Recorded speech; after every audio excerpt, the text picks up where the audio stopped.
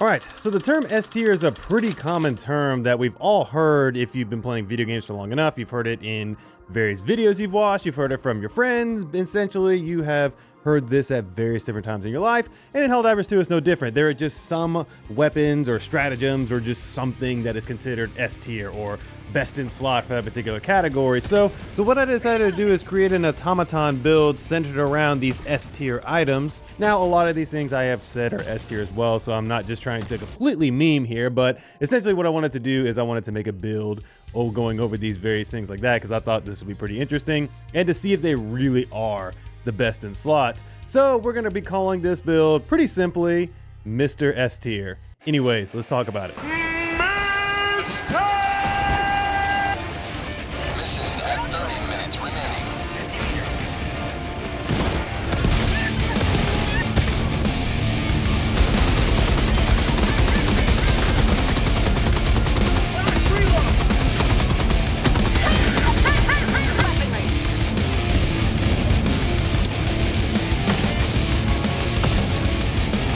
Alright, so jumping into our crowd control option, which is none other than the Purifier. So you may be wondering, why the hell am I saying that the Purifier is a crowd control item? Because it's clearly one of the highest damage dealing weapons in the game. And you would be right, it's one of the most versatile weapons in the game, and it's easily one of the top 3 best weapons against any of the factions. But against the bots, it's really, really good for a wide variety of reasons. So it brings into combination a lot of various weapons we like. We love how much damage the Scorcher can deal.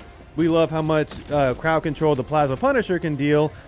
So why don't we just marry the two together and create the Purifier, meaning that this Purifier can not only do everything that both those weapons can do, but do it even better. So the crowd control that I'm speaking of is basically this AoE staggering effect that can happen. So when you shoot in a charged shot, it's going to stagger up Devastators or whatever enemies you're hitting. It's going to do a ton of stagger damage to those units up to medium level. And then on top of that, it's going to do a crap ton of damage. So this is going to double as our main source of crowd control, but also primarily one of our main damage dealers, because we're going to be using this a lot. And the fact, again, that it does both so well is incredible. So to break it down, essentially the projectile damage from this weapon does 200 damage, and then the AoE damage from this weapon does 300 to the enemies around it. So if you're hitting a target dead on, it's going to do that 500 damage that you see in the tooltip.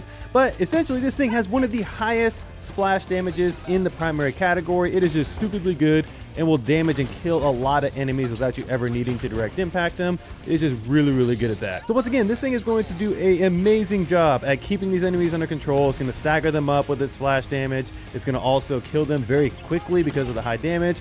In general, the Purifier, it's no secret, is one of the best weapons in the game, and it is insanely good against the bots. So jumping into one of our primary sources of damage, this is going to be the HMG emplacements. This thing is just honestly badass, okay? This thing is just awesome to use. It makes you feel like you're in this massive war zone when you're shooting at enemies and stuff like that. Gives you that old school, like, story-based mission type feel when you're like playing Gears of War or something. I don't know, it's just really cool. But essentially, just the pleasantries aside, this thing is really good just because it not only has an insanely fast cooldown, but more importantly, it has heavy armor penetration and dishes out over 200 damage per round, which is stupid. You're going to be melting things like Devastators, random cannon fodder, Hulks, the gunships, whatever. Everything is going to die so fast to this thing. And on top of that, it has great ergonomics, meaning it's going to spin around very quickly. And then also it's going to have an insanely good ammo economy because it's going to be able to dish out a ton of bullets. This thing comes with a ton of rounds. It's very, very good. So yeah, this thing is going to operate again as one of our damage dealers, but it is going to double as our anti-tank thing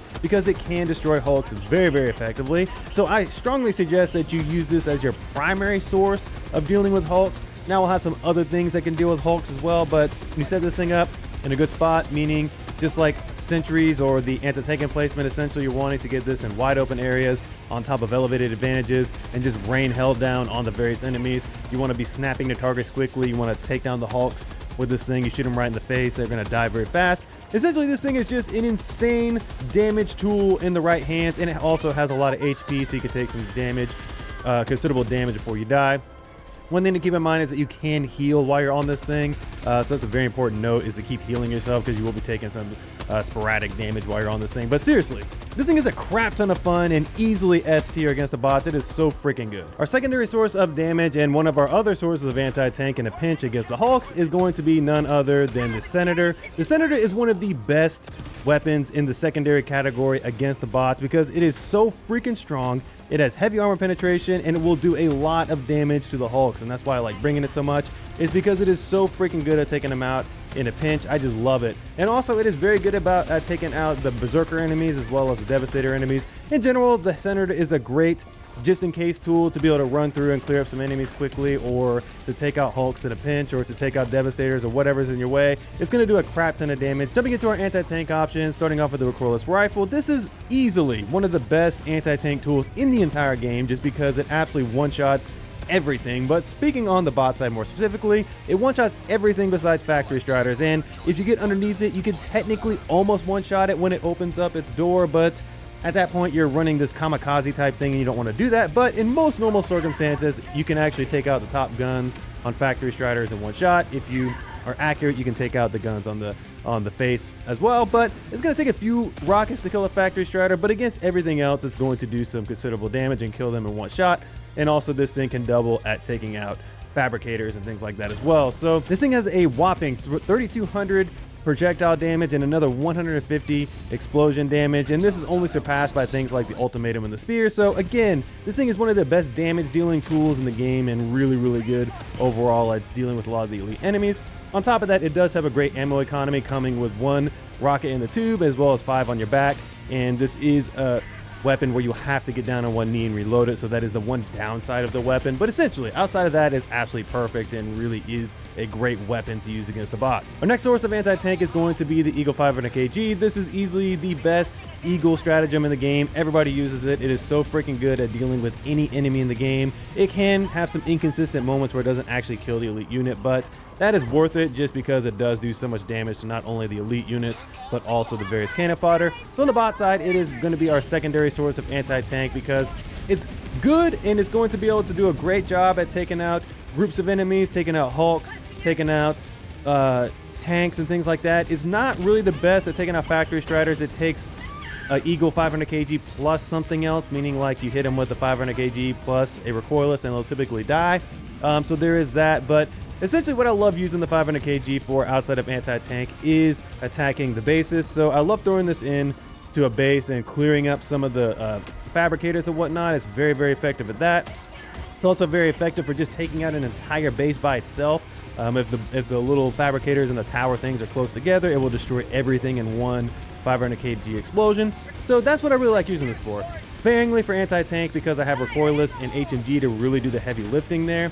But I have it as a third anti-tank option and primarily assisting me with base clearing, and then also if there's drop ships, it'll help me clear up some of the dropship enemies and things of that nature. So the 500 kg is more of like a flex spot, but it's easily S tier against the bots. Starting off with our objective tools, so the frag grenade is going to be primarily for the fabricators because it's like having a mini engineering armor passive because you get 5 total of these normally, and it's just really good for taking out a lot of fabricators at once, and I just love it. It's just one of my favorite flex grenades, and that's why I usually bring it a lot against the bots to be able to deal with fabricators if I'm not bringing the stun grenade. But alternatively, if you didn't want to bring this, you can bring the stun grenade in its place. But yeah, this thing is just really good to take out those fabricators in a pinch. You run it through a base, just take them out really quickly. And then also it does have some shrapnel damage that does some pretty good damage overall against the bots. It's nothing crazy, but it will be able to take out some good enemies with this explosion and the shrapnel damage. But yeah, we're going to be primarily using this for those fabricators. Next up, our base clearing tool is going to be none other than the 380 barrage.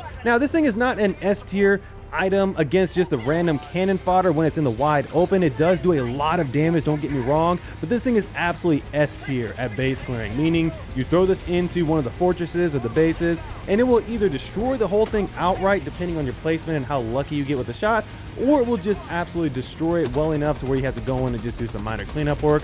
Between this and the 500 kg, you're going to be clearing bases extremely fast, and whatever you don't clear out, you can run in and deal with it with a frag grenade. It's really good and absolutely love it. Now I do love this as well against the various objective bases like the detector towers or any of the mortar encampments or anything like that, I just throw this in there and it will usually destroy those very quickly, if not make them very weak. So in general, the 380 barrage is insanely good at objective clearing, and the main reason why I always bring it in bot encounters. And the one thing I will say is that you can drop this in a pinch when you're in the wild, like I mentioned, like if you have a bunch of dropships come in, or you have a couple of factory striders. If you throw this in, because the factory striders move a little slower, they're more likely to get hit by a 380 barrage, and a couple of these will take them out.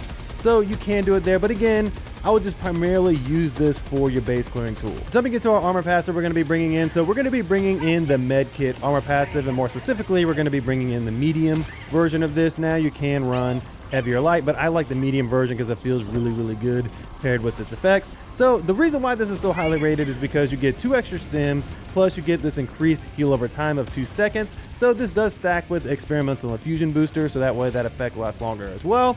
But essentially, this thing is one of the best armor passives in the game versus the bots, and just in general, just because of that extra healing factor that you get. Now you can, if you don't want to bring a medkit armor passive, you can bring fortified, which is also another S tier item versus the bots, because you get that 50% explosion protection. So you're really not going to go wrong either way, but I kind of like the idea of having a mini engineer with the frag grenade, and then also having the med kit to be able to get the extra stims as well. So that's why I typically run these two together, and either way, this is just an S tier passive in the game. All right, so to give you my final thoughts on this build and kind of how you should approach the encounters, it's really, really simple. This build is a lot of fun. I know I memed on it a bit in the beginning, but all these S tier items really kind of come together and make a really, really solid build. Now, it's not my favorite build in the world, but again, it does make a solid, fun build that has a lot of Swiss Army knife pieces, such as the Purifier, for example. This thing is a Swiss Army knife at being able to crowd control with its high stagger rates. Its high damage can actually kill a lot of enemies, as well as its AoE goodness will really dish out a lot of great damage against the enemies. Now, the charge up mechanic can be a little cumbersome if you're not used to it, but